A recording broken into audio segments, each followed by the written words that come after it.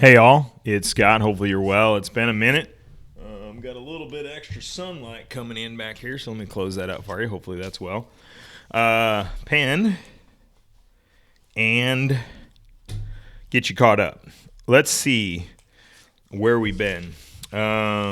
We have been number 30.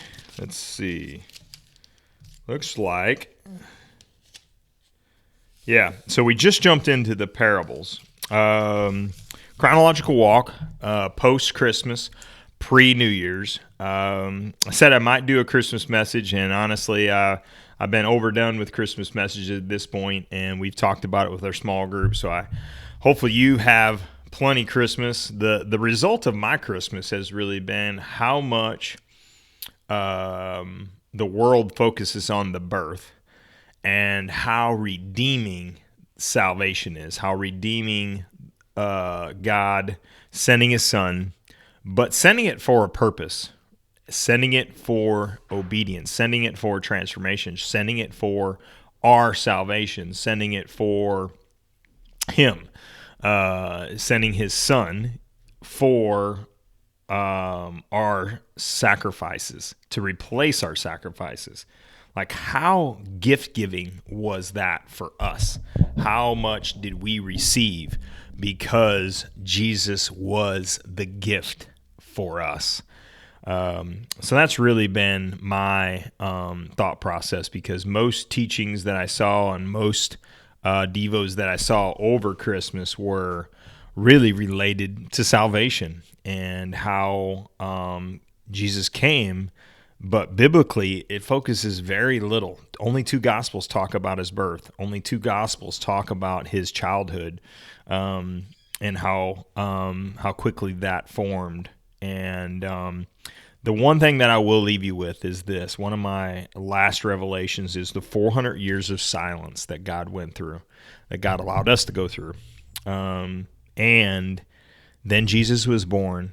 And people still, who are waiting for the King, waiting for the Messiah, waiting for the Emmanuel, still had to wait another 30 years for Jesus to go out on mission. And that's where we're picking up. So we're out on mission, chronological Bible, chronological study. I believe we did the lamp. So number 30 was the lamp. And we're going to jump into Mark 4:26 through 29, which is walk number 31. We'll see where Jesus takes us. Jesus also said, "The kingdom of God is like a farmer who scatters seed on the ground night and day while he sleeps or awake, and the seed sprouts, grows, but he does not understand how it happens." Boy, do I feel like we did this.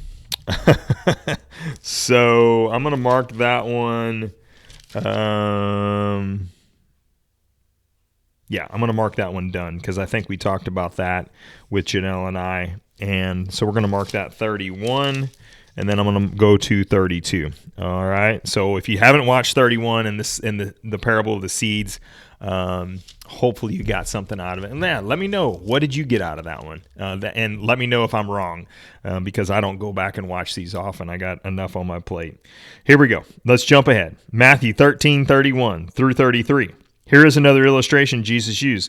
"The kingdom of heaven is like a mustard seed planted in a field. It's the smallest of all seeds, but it becomes the largest of garden plants. It grows into a tree, and birds come and make nests in its branches." Jesus also used this illustration. "The kingdom of heaven is like the yeast a woman used in making bread. Even though she put only a little yeast in 3 measures of flour, it permeated every part of the dough."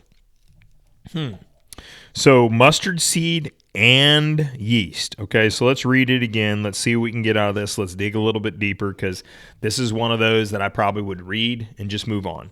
Let's see what we can get out of it. Matthew 13:31 through 33. "The kingdom of heaven is like a mustard seed planted in a field. It is the smallest of all seeds, but it becomes the largest of garden plants. It grows into a tree, and the birds come and make nests in its branches." Luke says the same thing, and yeah, Mark says the same thing as well. So smallest of seeds.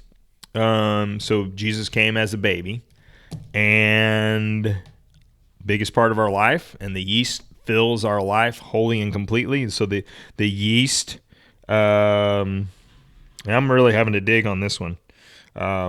31. The mustard seed was the smallest seed Jesus used in the parable to show the kingdom has small beginnings but will grow and produce great results. Yeah, that's exactly what I was thinking. So fulfills our life, fills our life from start to finish. Maybe it's just more simple than what it plays out to be. Let's go to number 4. Let's see where we're at on time. We're good on time.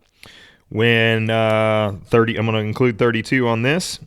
Jesus teaches why Jesus taught about parables. Jesus always used stories and illustration like these when speaking to crowds. In fact, he never spoke to them without using such parables. This fulfilled what God had spoken through the prophet. I speak to you in parables. I will explain things hidden since the creation of the world. So, Mark also says in Mark 4:33-34, Jesus used many similar stories and illustrations to teach the people as much as they could understand.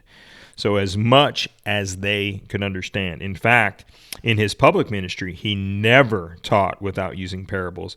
But afterward, when he was alone with his disciples, he explained everything to them. I think it leads us to small group settings. I think this is why we get intimate with God. We spend time with God. We spend time meditating on his word. And we specifically sit down with other believers and dissect things like this to help us understand. This is why we're fed from a pastor through God's wisdom. And this is why we go to church. This is why we're inside a church, because we want to be fed and we want to break those parables down and learn and understand and apply them to my life.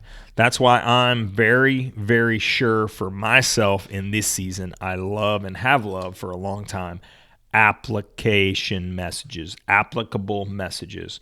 So look for a pastor that speaks to you. Look for a pastor that teaches you. Look for a pastor's voice that you can tolerate. Look for a pastor that you're yoked with mostly, but also teaches you to grow. Peace.